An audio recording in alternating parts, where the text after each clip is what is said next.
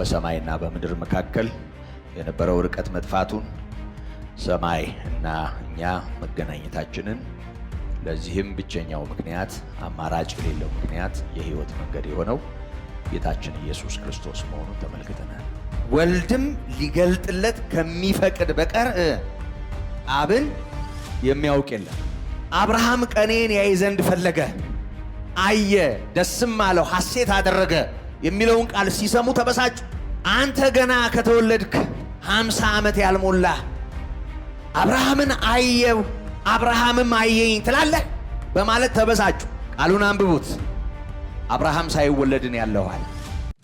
እንኳን ዮሐንስ የዚህ ሁሉ ሥጋ ለባሽ አባት የተባለው አዳም ከመኖሩ በፊት የነበረ ነው። ምክንያቱም በመጀመሪያ ቃል ነበር፣ ቃልም በእግዚአብሔር ዘንድ ነበር፣ ራሱም ቃል ከሆነውም አንዳች እንኳ ያለ እርሱ አልሆነም ማለት። በስመ አብ ወወልድ መንፈስ ቅዱስ አሐዱ አምላክ አሜን። በድጋሚ እንዴት አረፈዳችሁ? በምህረት በጸጋው የደገፈን ሁሌም የሚያስተምረን አምላካችንና አባታችን በጌታችን በመድኃኒታችን በኢየሱስ ክርስቶስ የተመሰገነ ይሁን። በሚረዳን በልዑል አምላካችን ጸጋ ዮሐንስ 1 ከ1 እስከ 18 ያለውን በማንበብ ያልዳሰስነውን ክፍል በተለይም ከቁጥር 14 እስከ 18 ያለውን የምንመለከት ይሆናል። አነባዋለሁ። በመጀመሪያው ቃል ነበረ፣ ቃልም በእግዚአብሔር ዘንድ ነበር፣ ቃልም እግዚአብሔር ነበረ። ይህ በመጀመሪያው በእግዚአብሔር ዘንድ ነበረ። ሁሉ በእርሱ ሆነ፣ ከሆነውም አንዳችስ እንኳ ያለ እርሱ አልሆነም። በእርሱ ሕይወት ነበረች፣ ሕይወትም የሰው ብርሃን ነበረች። ብርሃንም በጨለማ ይበራል፣ ጨለማም አላሸነፈው። ከእግዚአብሔር የተላከ ስሙ ዮሐንስ የሚባል አንድ ሰው ነበር። ሁሉ በእርሱ በኩል እንዲያምኑ ይህ ስለ ብርሃን ይመሰክር ዘንድ ለምስክር መጣ። ስለ ብርሃን ሊመሰክር መጣ እንጂ እርሱ ብርሃን አልነበረም። ለሰው ሁሉ የሚያበራው እውነተኛው ብርሃን ወደ ዓለም ይመጣ ነበር። በዓለምም ነበረ፣ ዓለሙም በእርሱ ሆነ፣ ዓለሙም አላወቀውም። የእርሱ ወደ ሆነው መጣ፣ የገዛ ወገኖቹም አልተቀበሉትም።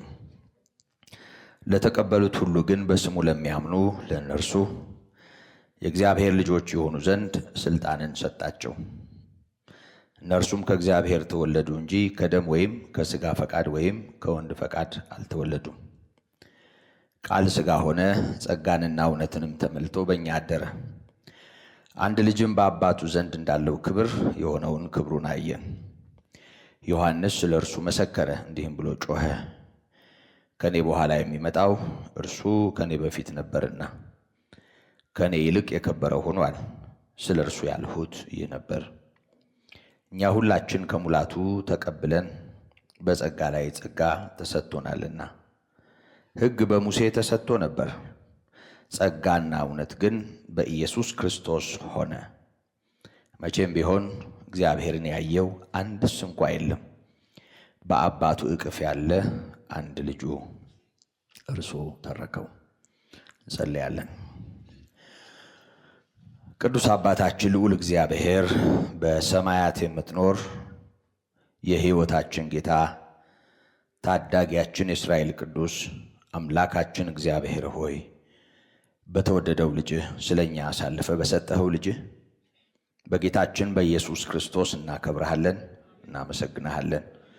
እንደ ምሕረትህ ይህን ዕድል ሰጥተህ በፊትህ ስለሰበሰብከን ቃልህን የምንሰማበት ዕድል ስለሰጠህን የቃልህንም ፍቺ እያበራህ የቃልህንም ደጅ እየከፈትክ ወደ ማንነትህ ስላስጠጋህን እናመሰግናለን። ቅዱስ አባት ሆይ አሁንም አስተምረን፣ በነገር ሁሉ ለልባችን ተናገር። ማንም ሳይሰማ እንዳይወጣ ጸጋህ ጉባኤውን ይቆጣጠር። ጌታ ሆይ ድንዛዜ የሚሆኑ ቃል ከሰው ልብ የሚለቅሙ ጤናማው ምክርህን የሚያጣምሙ የክፋት መንፈሳውያን ሰራዊት በአንድ ሰው ላይ እንኳ እድል እንዳይኖራቸው በጌታችን በኢየሱስ ክርስቶስ ስምና ስልጣን የታሰሩ ይሁኑ። ጌታ ሆይ በነገር ሁሉ አስተምረን፣ ምሕረት ይብዛለን። በኢየሱስ ክርስቶስ ስም አሜን። እግዚአብሔር ይመስገን። እግዚአብሔር ስለሰጠን ተደጋጋሚ እድል። እንግዲህ እንደምታስታውሱ ዮሐንስ ወንጌል ምዕራፍ 1 በተለይም ደግሞ እስከ ቁጥር 18 ያለው ቃል በአጠቃላይ በሥጋ ለተገለጠው ለጌታችን ለኢየሱስ ክርስቶስ ወንጌል በምድር ላይ ለነበረው አጠቃላይ የአገልግሎት ጊዜ የሚሆን መግቢያ ራሱ ዮሐንስ በጌታ መንፈስ ሆኖ የሰጠው መሆኑንና ይህም እንደ መንደርደሪያ የምናየው የመጀመሪያ ክፍል ለሙሉ የወንጌሉ ጥናት መክፈቻ እንደሚሆን ተመልክተናል። ስለዚህ በመጀመሪያ ስለነበረው በእግዚአብሔር ዘንድም ስለነበረው ራሱም እግዚአብሔር ስለሆነው ጸጋና እውነትን ተመልቶ በእኛ ስላደረውና ከእርሱ የተነሳ እኛም ደግሞ በእግዚአብሔር ፊት ስላገኘነው ክብርና ሕይወት እንድናስብ እንድናሰላስል እግዚአብሔርንም እንድናከብር ምክንያት የሚሆን ታላቅ መልእክት እንደሆነ እንረዳለን። እግዚአብሔር ይህንን እንድንማር እንድናስተውል ባለ ዕድል ስላደረገን በድጋሚ ክብርና ምስጋና ለስሙ ይሁን። ባለፈው ሳምንት በነበረን ጊዜ ቁጥር 14 ላይ ትኩረት አድርገናል። ቃል ሥጋ ሆነ፣ ጸጋንና እውነትን ተመልቶ በእኛ አደረ፣ አንድ ልጅም በአባቱ ዘንድ እንዳለው ክብር የሆነውን ክብሩን አየን የሚለው ላይ በተለይ ጌታ ኢየሱስ ክርስቶስ ለደቀ መዛሙርቱ በማንነቱ ራሱን የገለጠበትን የመለወጥ ተራራ ተብሎ በሚታወቀው በታቦር ተራራ ወይም ከፍ ባለው ተራራ ላይ ራሱን በመግለጥ የሕያው እግዚአብሔር ልጅ መሆኑን ያረጋገጠበትን እውነት ማዕከል አድርገን ከዛም ባሻገር ደግሞ በዘፍጥረት 28 ላይ ያዕቆብ ባየው ራእይ ወደ ሎዛ በሚያደርገው ጉዞ መንገድ ላይ አንቀላፍቶ ድንጋይ ተንተርሶ ከምድር እስከ ሰማይ የተዘረጋ መሰላል እንዳየና በመሰላሉ ላይ መላእክት ሲወጡና ሲወርዱ አይቶ በጣም በመደንገጥና በመፍራት ይህ ስፍራ እንደምን ያስፈራ፣ ይህ የሰማይ ደጅ ነው በማለት እንደው በአጋጣሚ እግዚአብሔር የሚኖርበት ቤት ግቢ በር ላይ ተኝቶ ብንን እንዳለ ተሰምቶት ይህ የሰማይ ደጅ ነው አለ። ግን ያው እንደተማርነው የእግዚአብሔር መኖሪያው እዛ ፍኖተ ሎዛ ላይ ሆኖ በአጋጣሚ ያዕቆብና እግዚአብሔር መንገድ አገናኝቷቸው በዛ አይነት ሁኔታ እግዚአብሔርን ያየ አለመሆኑን እግዚአብሔር ያዕቆብ ባለበት ሰማይን እንደከፈተ ከምድር እስከ ሰማይ የተዘረጋ መሰላል እንዳየ በመሰላሉ ላይ መላእክት ሲወርዱና ሲወርዱም እንደተመለከተ እግዚአብሔርም በመሰላሉ ከፍታ ላይ ከፍ ብሎ ቆሞ እንደታየው ተመልክተናል። ይሄም ደግሞ ፍጻሜ አግኝቷል። በሐዲስ ኪዳን ጌታ ኢየሱስ ክርስቶስ ለናትናኤል ራሱ ከበለስ በታች አየሁ ስላልኩህ አደነቅ፣ ገና ከዚህ የሚበልጠውን አሳይሃለሁ፣ በሰው ልጅ ላይ መላእክት ሲወጡና ሲወርዱ ታያለህ በማለት ሰማይ የሚከፈትበት የሕይወት መንገድ ራሱ ሕይወት የሆነ ራሱ መሆኑን ጌታ ኢየሱስ ክርስቶስ ተርጉሞታል። ስለዚህ ምድር ሰማይ የተገናኘበት መሰላል፣ መላእክት የሚወጡ የሚወርዱበት መሰላል፣ በሰውና በእግዚአብሔር መካከል ያለው የጸብ ግድግዳ የፈረሰበት የሕይወት መንገድ፣ የሕይወት መንገድ ብቻም ሳይሆን ራሱ ሕይወት፣ ራሱ መንገድ፣ ራሱ እውነት መሆኑን እዚሁ ምዕራፍ 1 ቁጥር 52 ላይ ከተጻፈው ቃል ጌታ ኢየሱስ ክርስቶስ ራሱ ከተረጎመው ትርጉም በመነሳት ተመልክተናል። ጌታ ኢየሱስ ክርስቶስ ሕይወት መንገድና እውነት ነው። ሰው ያለ እርሱ ወደ እግዚአብሔር አይደርስም። በሰውና በእግዚአብሔር መካከል ያለውን የጸብ ግድግዳ ያፈረሰ፣ በሰውና በእግዚአብሔር መካከል እርቅ ያደረገ፣ ከአባቱ ጋር በሞቱ ያስታረቀን ነው ጌታ። ይሄን ታያለህ ነበር ያለው ለናትናኤል። እንግዲህ ምን ማለት ነው? በሌላ ቋንቋ በሰውና በእግዚአብሔር መካከል ያለው የጸብ ግድግዳ ፈርሶ በሰው ልጅ ምክንያት በሰው ልጅ ላይ ነው ያለው። በሰው ልጅ ላይ ማለት በራሱ ማለት ነው። ዝም ብሎ መሰላል ተዘርግቶ ታያለህ ሳይሆን፣ ደግሞ በሰው ልጆች ላይ ሳይሆን በራሱ በሰው ልጅ በክርስቶስ አማካኝነት የሚሆነውን ነው የነገረው። ስለዚህ ይሄንን ስንመለከት እንዳየን ያው በሰማይና በምድር መካከል የነበረው ርቀት መጥፋቱን፣ ሰማይ እና እኛ መገናኘታችንን፣ ለዚህም ብቸኛው ምክንያት አማራጭ የሌለው ምክንያት የሕይወት መንገድ የሆነው ጌታችን ኢየሱስ ክርስቶስ መሆኑን ተመልክተናል። እና ጠላት ይህንን ታላቅ እውነት አቀዣብሮት ሌላ መሰላል ያለ መስሎን እናውቃለን አይደል? ራሱ ጌታ ስለነገረን የጌታ ትምህርት ነው። ቁልጭ ባለ ሁኔታ በሰው ልጅ ላይ ስላለ ራሱ ነው ምድርና ሰማይን ያገናኘው። ክብር ለስሙ ይሁን። ቃል ሥጋ ሆነ፣ ጸጋንና እውነትን ተመልቶ በእኛ አደረ፣ አንድም ልጅ በአባቱ ዘንድ እንዳለው ክብር የሆነውን ክብሩን አየን። ለዚህ ደግሞ ጴጥሮስ በሁለተኛ መልእክቱ ምዕራፍ 1 ከቁጥር 16 ጀምሮ የተናገረውን አስታውሰናል። ጴጥሮስ እንደምታውቁት ከዮሐንስና ከዮሐንስ ወንድም ከያዕቆብ ጋራ በዛ ከፍተኛ ተራራ ላይ ጌታ ክብሩን በገለጠበት ዕለት ይህን ክብር እንዲያይ እድል ያገኘ ሰው ነው እና ስብከቱ እንዴት ባለ ጠንካራ ቃል የተሞላ እንደሆነ የተመለከትነው ይመስለኛል። የእርሱን ግርማ አይተን እንጂ በብልሃት የተፈጠረውን ተረት ሳንከተል የጌታችን የኢየሱስ ክርስቶስን መምጣት አስታወቅናችሁ። ከገናናው ክብር በእርሱ ደስ የሚለኝ የምወደው ልጄ ይሄ ነው የሚል ድምፅ በመጣ ጊዜ ክብርና ምስጋናን ከአባቱ ተቀብሏል። ማን አከበረው ነው እያለ ያለው? አብ። እግዚአብሔር አብ አከበረው፣ እግዚአብሔር አብ አመሰገነው። ልጄ የሚለው ምስክርነት ከእግዚአብሔር ለልጁ መደመጡ ልጁ ማን እንደሆነ የሚያስረዳ ነው። እግዚአብሔር ነው ልጄ ያለው። ይሄ ከእግዚአብሔር የተቀበለውን ክብር ያሳያል ነው የሚለን ዮሐንስ። በአንድ ወቅት አንድ ቤተክርስቲያን እያገለገል ልም ካለ ውንብድና የመጣ አንድ ልጅ አስታውሳለሁ። አባቱ እየከፈለ ያስገርፈው ነበር። አልለወጥ ብሎ ለሚገርፉ ተከፍሏቸው ለሚገርፉ እየከፈለ ያስገርፈው ነበር እና በጣም እናትየው እየተሳለች በየቦታው ትንከራተታለች።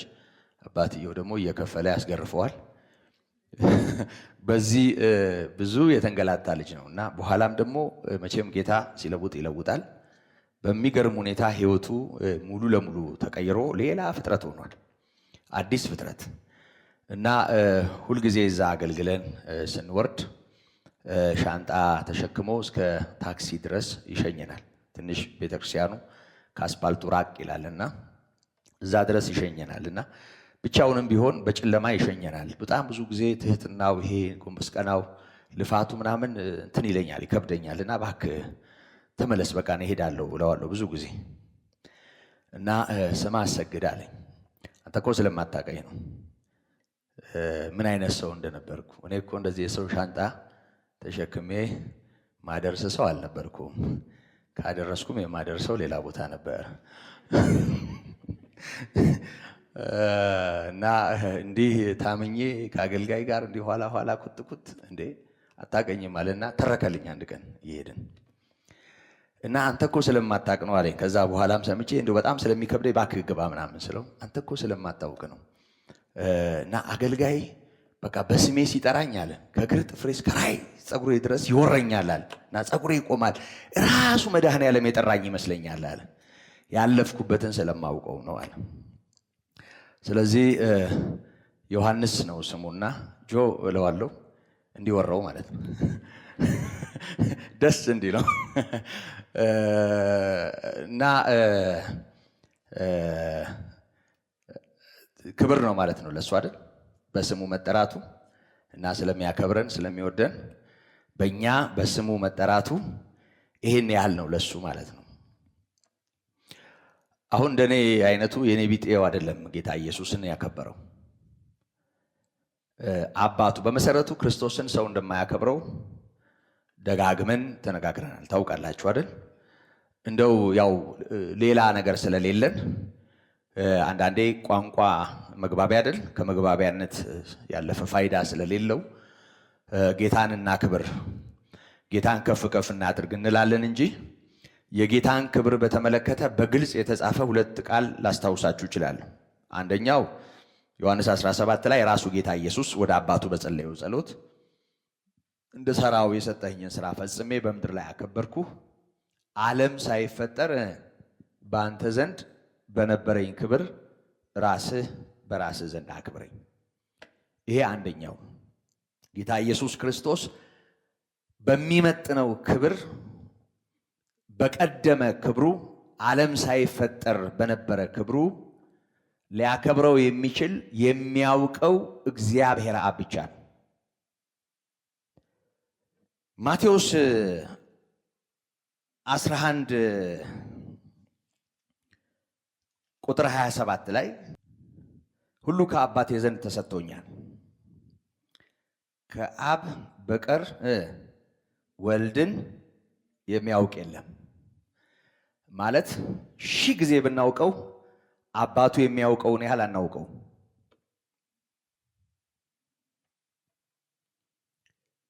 መጽሐፍ ቅዱስ አገላብጠን ከዘፍጥረት እስከ ራእይ ስለ ኢየሱስ የተጻፈውን አንብበን ሺህ ጊዜ ስለ ክርስቶስ ብናውቅ ብንረዳ አብ እርሱን በሚያውቀው መጠን ልናውቀው አንችልም። ምክንያቱም ዓለም ሳይፈጠር ከአብ ጋር የነበረ ነው ወልድ። በቀዳማዊ ማንነቱ የሚያየው የሚያውቀው ራሱ እግዚአብሔር ነው። ከወልድም በቀር ወልድም ሊገልጥለት ከሚፈቅድ በቀር አብን የሚያውቅ የለም። ወልድን የሚያውቀው እግዚአብሔር ነው። ከወልድ በቀር ወልድም ሊገልጥለት ከሚፈቅድ በቀር አብን የሚያውቅ የለም። እግዚአብሔርን ወልድ ያውቃል ሙሉ ለሙሉ። ወልድ የፈቀደለትም እግዚአብሔርን ይረዳል። ወልድን የሚያውቀው በወልድ መጠን የሚያውቀው ግን እግዚአብሔር አባቱ ብቻ ነው እና እግዚአብሔርን ወልድ ያውቀዋል፣ ወልድ የገለጠለትም ያውቀዋል። እግዚአብሔር ይመስገን እና ልጁ ተርኮልናል። ልጁ እንደተረከልን የምንረዳና የምናምን ኢየሱስ በገለጠው መጠን እግዚአብሔርን እናውቃለን። በእግዚአብሔር መጠን ግን ወልድን ሊረዳው የሚችል ማንም የለም። ከዚህ ቀጥሎ በዮሐንስ ምዕራፍ 16 ላይ ጌታ ኢየሱስ ክርስቶስ ስለ መንፈስ ቅዱስ ዝርዝር ነገር በተናገረበት ክፍል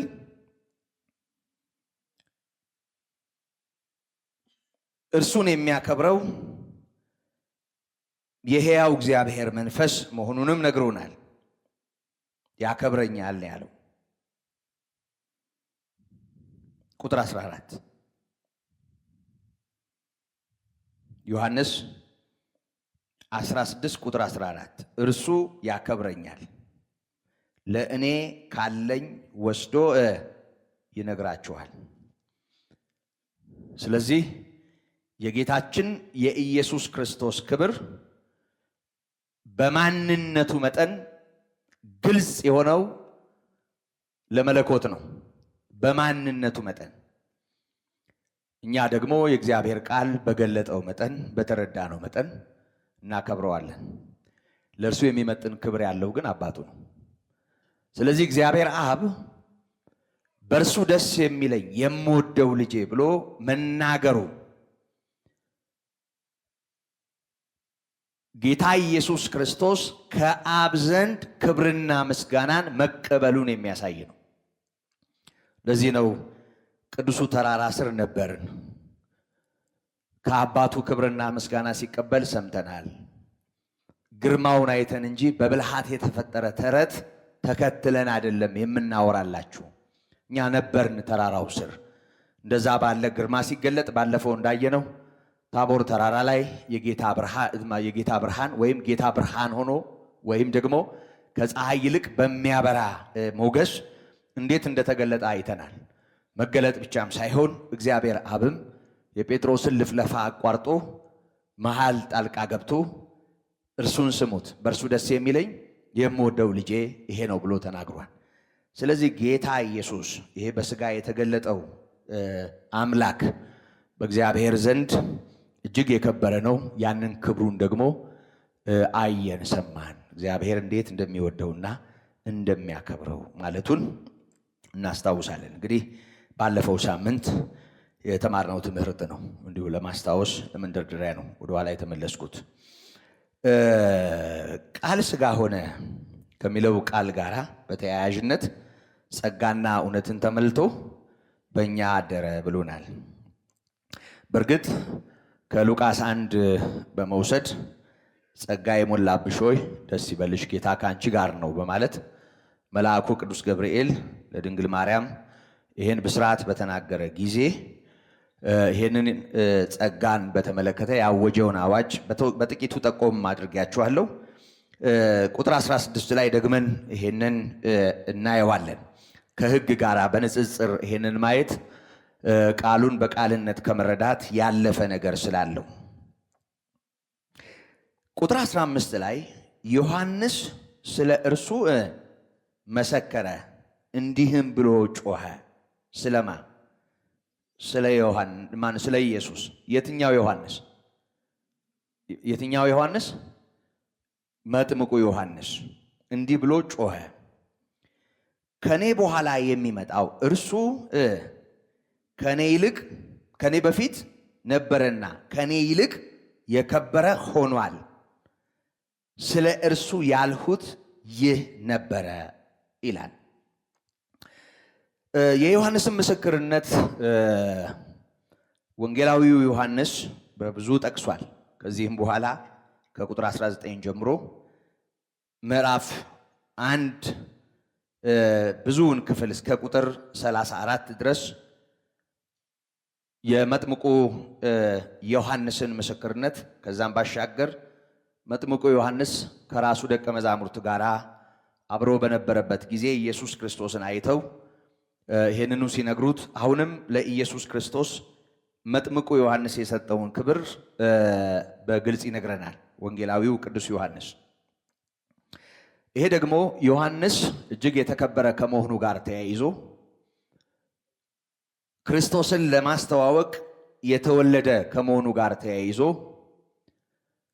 ስለ ብርሃን ሊመሰክር የመጣ ከመሆኑ ጋር ተያይዞ የክርስቶስን ማንነት በዛ አንጻር ሰው እንዲያየው ማነጻጸሪያ ለመሆን ባይበቃም እንኳ ግን እጅግ ከከበረው እንኳ የከበረ መሆኑን ለማሳየት ዮሐንስን እንደ መንደርደሪያ በዚህ የወንጌል ክፍል ወንጌላዊው ቅዱስ ዮሐንስ እንደሚያነሳ አስታውሰናል።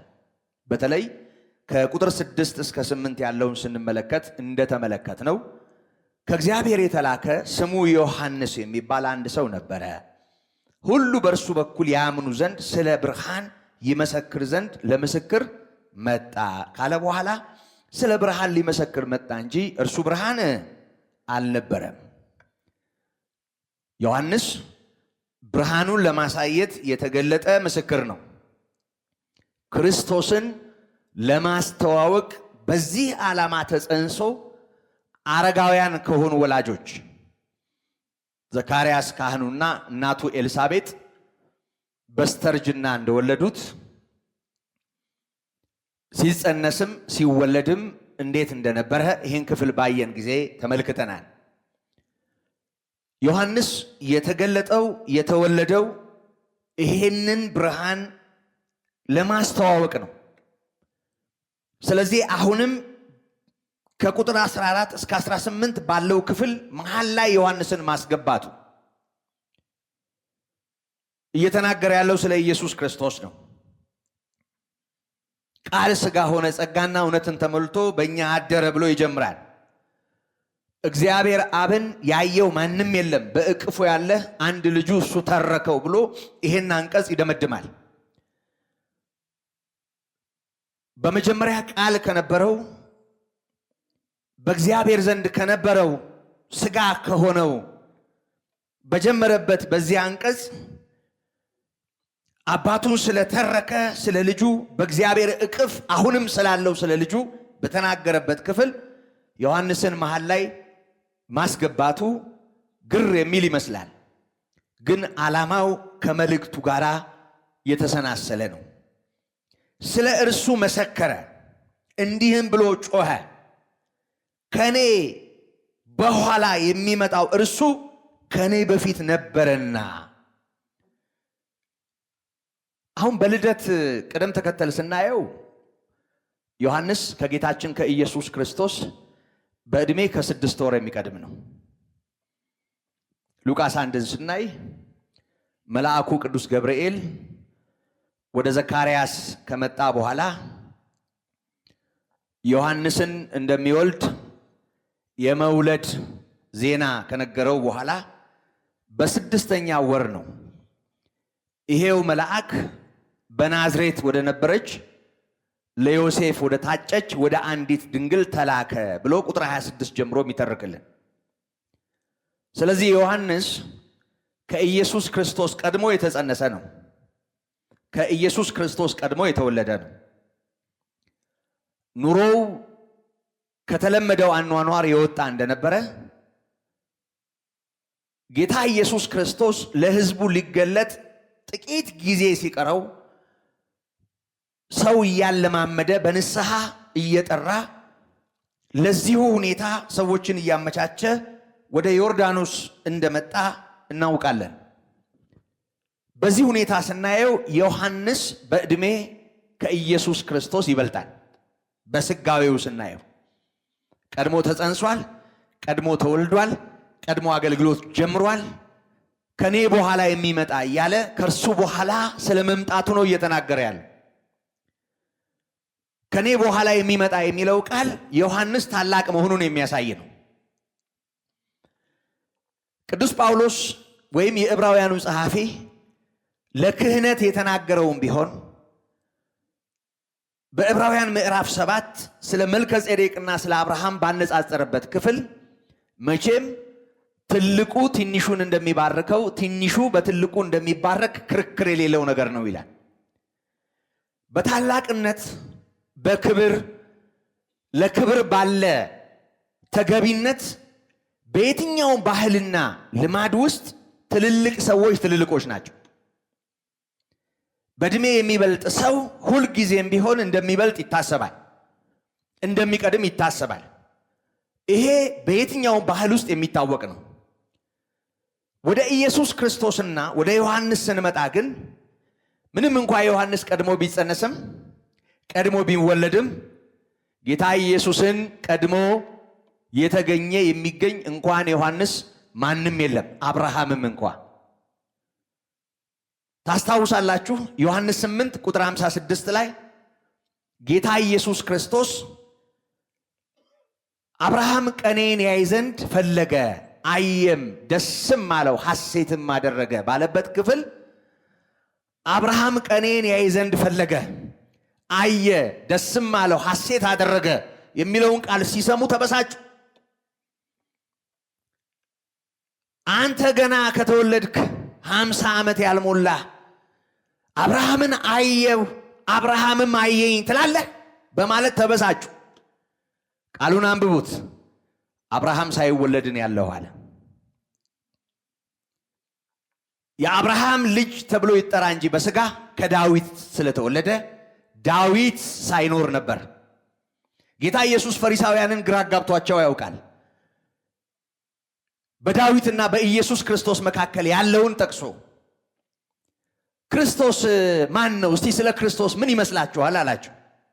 ምንም በቃ ወዲያ ወዲህ ሳይሉ አፋቸውን ሞልተው ክርስቶስማ የዳዊት ልጅ ነው አሉ። እና የዳዊት ልጅ ከሆነ ዳዊት ጌታ ጌታዬን የእግሮቼ መረገጫ እስካደርግልህ ድረስ በቀኜ ተቀመጥ ለምን አለው አላቸው። ይሄን ካለ በኋላ ደገመና ተናገረ። እሱ የዳዊት ልጅ ከሆነ እንዴት የዳዊት ጌታ ይሆናል? ደግሞ ጌታውስ ከሆነ እንዴት የዳዊት ልጅ ይሆናል? ምን ይላል ቃሉ?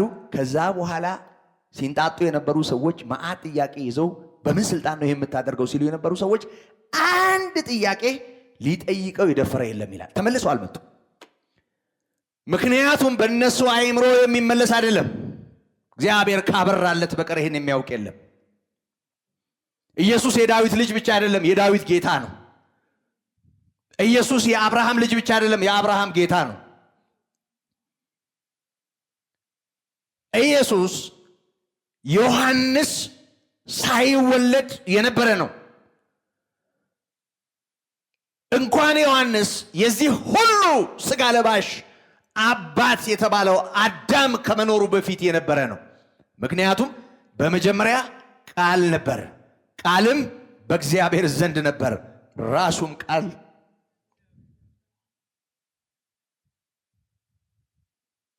ከሆነውም አንዳች እንኳ ያለ እርሱ አልሆነም ማለት።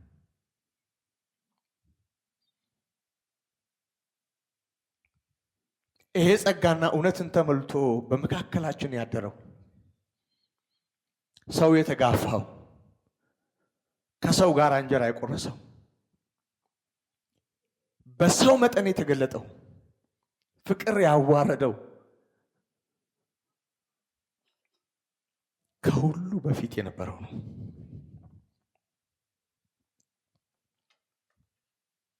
በዓለሙ ነበረ አለ፣ ዓለሙም በእርሱ ሆነ፣ ዓለሙም አላወቀውም። ወደ ገዛ ወገኖቹ መጣ፣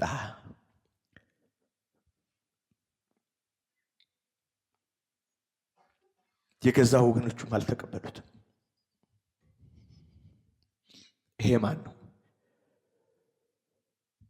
ዮሐንስ የተናገረለት ከኔ በኋላ ይመጣል፣ ግን ከኔ በፊት ነበር፣ ከኔ ይልቅ የከበረ ሆኗል ብሎ ዮሐንስ የተናገረለት። ከኔ በኋላ የሚመጣው እንደኔ በውሃ ሳይሆን በመንፈስ ቅዱስ በእሳትም ያጠምቃል ያለለት። ከኔ ጋር ሲነጻጸር የጫማውን ጠፍር ለመፍታት አይገባኝም፣ ጫማውንም ለመሸከም። እርሱ ከኔ በፊት ነበር፣ ከኔ በኋላ ይመጣል ያልኳችሁ እርሱ ነው አለ ዮሐንስ። ዮሐንስ ተጠንቅቆ ያገለገለ አገልጋይ ነው። እንደምታውቁት ምዕራፍ 3 ቁጥር 29 ላይ ታስታውሳላችሁ። የሆኑ ወረኞች መጥተው ለዮሐንስ አንዳንድ ነገር አሉት። ያንተ ያስተዋወቀው ያጠምቅማል፣ ብዙዎች ተከትለውታል በማለት ሊነግሩት ሞከሩ። እና ዮሐንስ ምን አለ? ሙሽራይቱ ያለችው እርሱ ሙሽራ ነው።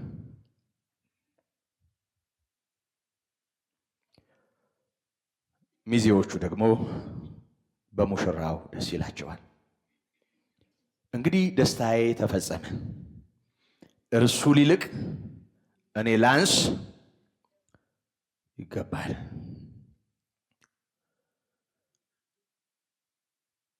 ዮሐንስ ከጌታ ከኢየሱስ ክርስቶስ ቀድሞ ስለ እርሱ ይመስክር፣ ስለ እሱ ይናገር። ንግግሩም ያለው ትርጉም ከኔ በኋላ የሚመጣው እርሱ ከኔ በፊት ነበር የሚል ነው። ይህ እኮ መለኮታዊነቱን ነው የሚያሳየው። በእድሜ ቀድሞት፣ በአገልግሎት ቀድሞት፣ እንደ ታላቅ ያውም እንደ ዝምድናቸው በኤልሳቤጥና በድንግል ማርያም መካከል እንዳለው ዝምድና እንደውም ቤት ውስጥ ኢየሱስ እንደምን መታየት ነበረበት ማለት ነው? እንደ ታናሽ አይደል? በእድሜ እንደሱ ነው። ልጆች በቤት ውስጥ ካሉ ምንም ጥርጥር የለውም በአንድ ዓመት የሚበልጥ ወንድም እህትም ካለች ታናሹ ሁሌም ሊያከብረው ይገባል አይደል? በጤናማ ቤተሰብ አስተዳደግ መንትያ እንኳ ቢሆን በሰከንድ ወይም በደቂቃ ተቀዳድሞ ሰው ቢወለድ በኤሳውና በያዕቆብ መካከል ያለውን እናውቃለን። ግን የበኩር ልጅ ማን ነው የሚሆነው? ቀድሞ የእናቱን ማህፀን የከፈተው ቀድሞ የወጣው ነው። በደቂቃ ዕድሜ እንኳ ታናሽና ታላቅ በሚባልበት በኩርና የተለየ መብት በሚያሰጥበት የተለየ ክብርም እንዳለው በሚታወቅበት በዛ ማህበረሰብ ውስጥ ዮሐንስ ትልቅ ሰው ነው። ደግሞ ከዚህ በፊት ይሄንን ሁለተኛ አንቀጽ በተመለከትን ጊዜ እንደተማር ነው ዮሐንስ እግዚአብሔር ያበዛለት ሞገስ ነበር። ያው ስንማር ታስታውሳላችሁ፣ ሽባ አልተረተረም፣ አጋንንት አላወጣም፣ ፈውስና ተአምር በዮሐንስ አገልግሎት አልነበረም። ግን አስገራሚውና አስደናቂው ነገር ፈውስና ተአምር ያልማያደርገው ዮሐንስ በተአምራት ካገለገሉት የሚበልጥ ሞገስ ነበረው። እግዚአብሔር ተቀባይነትን ያጎናጸፈው ትልቅ ሰው ነው። ማንንም የማይፈራ እናንተ አመፀኞች ማለት የሚችል የእፉኝት ልጆች ከሚመጣው ቁጣ እንድታመልጡ ማን አመለከታችሁ? ምሳር ከዛፉ በታች አለ እያለ ትልልቆችን በኃይል ይገስጽ የነበረ እጅግ የተከበረ ሰው ግን ሺህ ጊዜ ይከበር። ደግሞ አለ ክቡር፣ አለ ሕያው። የጌታን ክብር ከምን ጋራ እናነጻጽራለን? ከምን ጋራ እናስተያየዋለን? እንደማን ነው ጌታ? እንደማን ነው ጌታ? ባለፈው ከኤልያስም ከኤርምያስም ከሙሴም ጋራ በንጽጽር ለማቅረብ የተሞከረበትን ሁኔታ ጌታ እንዴት ከህሊናቸው እንዳጠራው ተመልክተናል። ስለዚህ ጌታ ኢየሱስ ክርስቶስ ከዮሐንስ በኋላ ይወለድ እንጂ እሱ ከዮሐንስ በፊት የነበረ፣ ከአብርሃምም በፊት የነበረ፣ ከአዳምም በፊት የነበረ፣ ከሰማይ ከምድር መፈጠር በፊት የነበረ የዘላለም አምላክ ነው። ከኔ በኋላ የሚመጣው እርሱ ከኔ በፊት ነበር። ዘላለማዊነቱን፣ ቀዳማዊነቱን፣ ማንም የማይቀድመው ልዑል መሆኑን የሚያሳይ ነው። ባለፈው ተምረናል። ምናልባት በጣም የወረደ ቢሆንም ሐሳቡ አንዳንድ ሰዎች ከድንግል ማርያም ጋር እንኳን ያነጻጽሩታል አይደል? እናቱ እሷ አይደለችም እንዴ? እሷ አይደለችም እንዴ የወለደችው? እንዴት ነው እሱ ከእሷ በላይ የሚከብረው? ነግሬያቸዋለሁ። አንዴ ድሮ እዛ ሃይስኩል አስተምር በነበረበት ጊዜ ታስሬ ነበር። ያው ፖለቲካውም የተረጋጋ ስላልነበር ያኔ 85 ዓመተ ምህረት የ10ኛ ክፍል ተማሪ ነበርኩና ከምንማርበት ክላስሩም ጀርባ ሜዳ ላይ ያገለገልኩ ያኔ ሲቪል የለበሱ ደህንነቶች መጥተው ይዘውኝ ሄዱ እና እዚች ወረዳ 17 ኡራኤል ጀርባ ያለ በወዲኛው በኩል እዛ ፖሊስ ጣቢያ 16 ቀን ታስሬ ያለ 2 ሳምንት እና የመጀመሪያ የታሰርኩ ጊዜ ያው ሰብከ ተይዤን የታሰርኩት ታውቋል። አስገብተውኛል እና ቀበቶ አውልቁ፣ ቀበቶ ይወልቃል፣ የጫማ ክር ምናምን ይወልቃል፣ ኪስ ላይ ገንዘብም ካለ ኤግዚቢት ይደረጋል እና ሊያስገቡኝ ነው ለካ እኔ ያው ስለማላቅ ያው ሲያራግፉኝ ዝም ብዬ ተራገፍኩ ቆሜ እና አንዱ ከፖሊሶች አንዱ መጣና በእመቤታችን ታምናለህ አለኝ። ምን ማለት ነው ይብራራልኝ አልኩት። ዝም ብሎ በዚህ ታምናለህ አይባልም። ለምሳሌ አልኩት አለ ይሄ ድንጋይ ነው ብለህ ታምናለህ ወይ ብትለኝ መልሴ ምንድን ነው የሚሆነው? ድንጋይ ነው ብለህ ታምናለህ ከሆነ አዎ ድንጋይ ነው። አምላክ ነው ትለኛለህ ከሆነ አይ አምላክ አይደለም። እና በእመቤታችን ታምናለህ ምን ማለት ነው? የጌታ እናት ናት፣ እጅግ የተከበረች ናት፣ ጌታን ወልዳለች። ይህንን እየጠየቀኝ ከሆነ አዎ አልኩት። አይ አይዞህ በሷ ካመንክ ምንም አትሆንም አለና ትንሽ ዞር አለና ከነከነው መሰለኝ መጣና ቆይ እንዴት ነው የምታምነው? እመቤታችን ታምናለህ አይደል አለኝ። አዎ አልኩት። አሁን ባልከው መጠን አዎ አልኩ። እጅግ ክብርት እንደሆነች እግዚአብሔር እንዳከበራት ከፈጣሪ በታች ከብዙ ፍጡራን እጅግ የከበረም እንደሆነች አውቃለሁ አልኩት። እሺ አለና ሄደና በጣም ቆጨው። ተመልሶ ለሶስተኛ ጊዜ መጣ። እንዴት ከፈጣሪ በታች ትላታለህ አልኩ። እሷ አይደለችም እንደ ወለደችው አለኝ። ይሄ ሰውዬ ሩቅ ነው አልኩኝ። እሱን ሀውስ አላስቆጠር ገባሁኝ ማለት ነው። በጣም የብዙ ሰው ችግር ነው ታውቃላችሁ። የብዙ ሰው ችግር ነው። እሷ አይደለችም እንደ ወለደችው? ከእሷ አይደለም እንደ የመጣው? እሷ ትቀድመው የለም እንዴ? በጣም ብዙ ሰው ነው የሚለው። ምንም ሩቅም ቢሆኑ ማለት ነው። ሩቅም ቢሆኑ መቼም ትንሽም ቢሆን ለመጽሐፍ ቅዱስ ቅርብ የሆነ ሰው ይሄ አይጠፋው። ግን በጣም ብዙ ሰው በጣም ሩቅ ነው። የጌታችንን ሕልውና ከማህፀን የሚጀምሩ ከድንግል ማርያም ከመወለዱ የሚጀምሩ መጽሐፍ ያልተማሩ ሰዎች እንዳሉ እንዲሁ የጌታችን የኢየሱስ ክርስቶስን የእግዚአብሔር ልጅነትም ከቤተልሔም ለመጀመር ጥረት የሚያደርጉ ሰዎች ቀላል አይደሉም።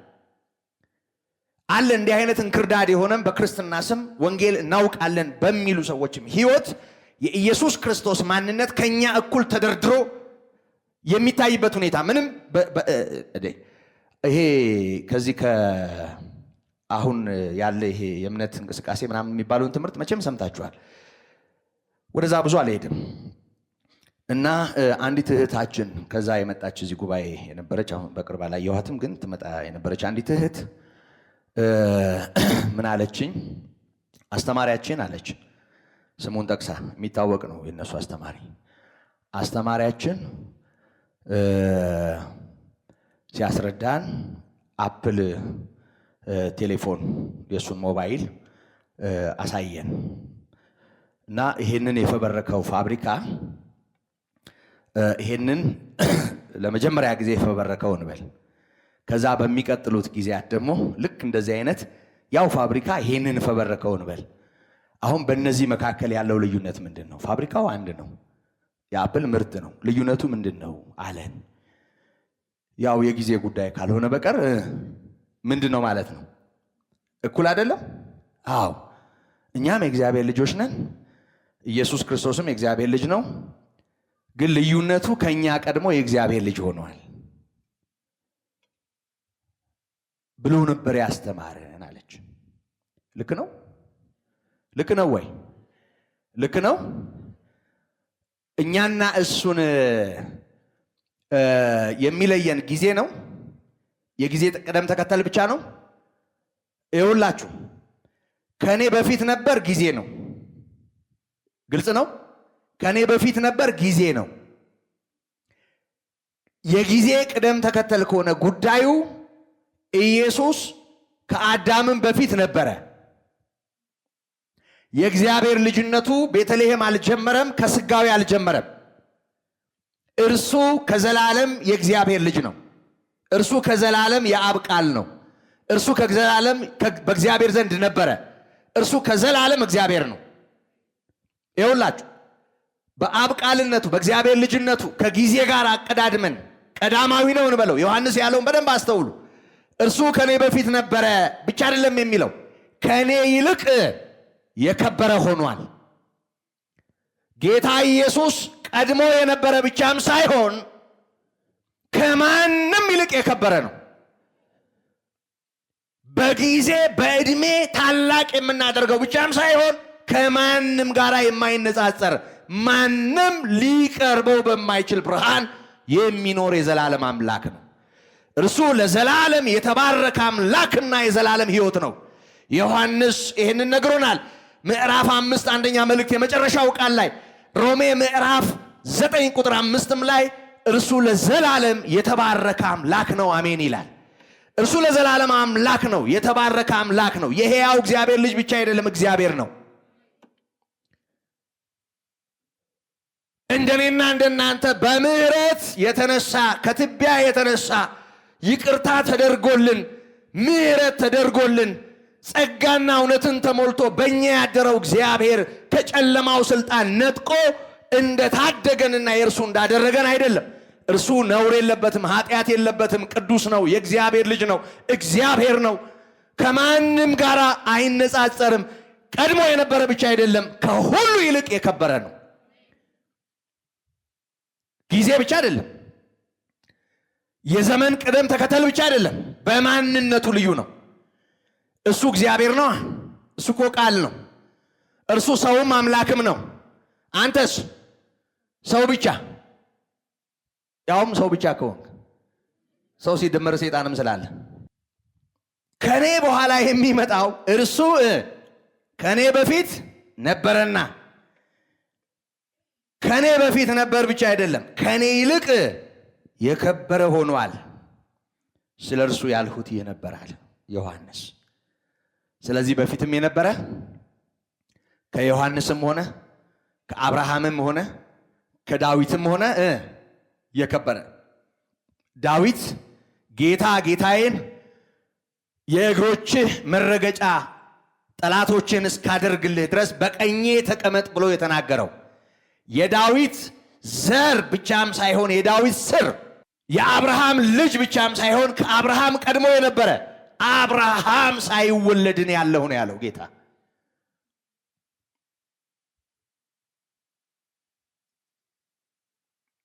ዳዊት ሳይወለድ የነበረ አዳምና ሔዋን ከምድር አፈር ሳይበጁ የነበረ ይሁን ብሎ ሰማይ ምድርን የዘረጋ በቃልነቱ ስልጣን ሁሉን ያደረገ ሁሉ በእርሱ ሆነ።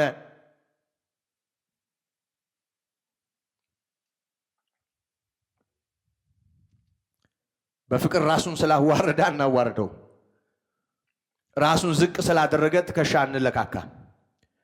በእኛ መጠን ራሱን ዝቅ አድርጎ ስላነሳን ፍጹም ሰው ስለሆነ ስለተዛመደን ወገን ስለሆነን ማንነቱን አረሳም። ሰው ባያከብረውም ለክብሩ የሚመጥን ክብር ሰው ባይኖረው የእግዚአብሔር መንፈስ የረዳው በሕያው እግዚአብሔር መንፈስ እርዳታ ያከብረዋል። ወደ እናንተ የሚመጣው ሌላኛው አጽናኝ እርሱ ያከብረኛል ነው ያለው። ስለዚህ የሕያው እግዚአብሔር መንፈስ በእሱ ያለለት ጌታን አያዋርድም፣ ጌታን ከእሱ እኩል አይቆጥርም፣ ጌታን ከእሱ እኩል ቆጥሮ ራሱን አይደረድርም፣ አይመጻደቅም፣ በጥፍሩ አይራመድም። ሟች መሆኑን እየተረዳ በእግዚአብሔር ጸጋ የተነሳ መሆኑን እየተረዳ ያነሳውን ጌታ በሱ መጠን አያይም። ኢየሱስ ምንም በፍቅር እንደኛ ሆኖ በእኛ መጠን ቢገለጥም ግን የዘላለም አምላክ ነው፣ የሕያው እግዚአብሔር ልጅ ነው። እሱ ክርስቶስ የሕያው እግዚአብሔር ልጅ አምላካችን ነው። ስለ እሱ ነው የነገርኋችሁ።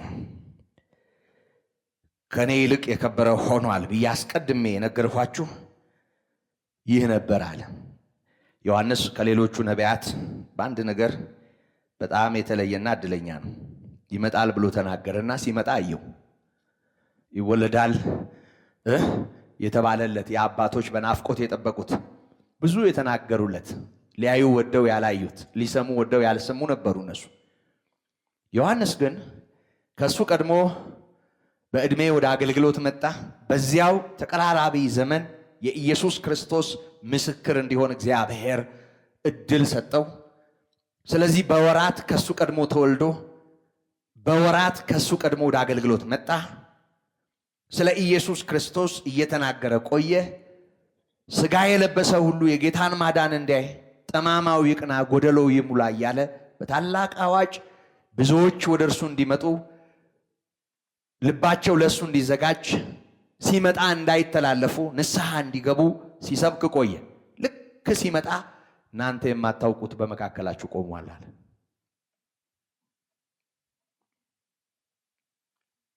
ስለሱ ያልኩት ይህ ነበር አለ። እሱ ከኔ ይልቅ የከበረ ሆኗል ያልኩት ይህ ነበር እና ይመጣል ብሎ ሲመጣ ይሄው ያለ የዓለምን ኃጢአት የሚያስወግድ የእግዚአብሔር በግ ያለ እግዚአብሔር ባለ ዕድል ያደረገው የእግዚአብሔር ባሪያ እና ያልኩት ይህ ነበር አለ። ትንቢትና ፍጻሜው መገናኘቱን ነው የሚያሳየን። ቁጥር 16 እኛ ሁላችን ከሙላቱ ተቀብለን በጸጋ ላይ ጸጋ ተሰጥቶናልና፣ ሕግ በሙሴ ተሰጥቶ ነበር፣ ጸጋና እውነት ግን በኢየሱስ ክርስቶስ ሆነ ይለናል። እኛ ሁላችን ከሙላቱ ተቀብለን በጸጋ ላይ ጸጋ ተሰጥቶናል። ምን ማለት ነው? ጸጋ ብቻም ሳይሆን የተደራረበ ጸጋ፣ የተትረፈረፈ ጸጋ። ታስታውሳላችሁ ዮሐንስ 10 ላይ ጌታ ኢየሱስ ሕይወት እንዲሆንላችሁ እንዲበዛላችሁም መጣሁ አለ። የተትረፈረፈ ሕይወት፣ የሚበዛ ሕይወት፣ የሚበዛ ጸጋ። ይህንን ለማሳየት በንጽጽር ያቀረበው ሙሴን ነው። ሕግ በሙሴ ተሰጥቶ ነበር፣ ጸጋና እውነት ግን በኢየሱስ ክርስቶስ ሆነ ይለናል።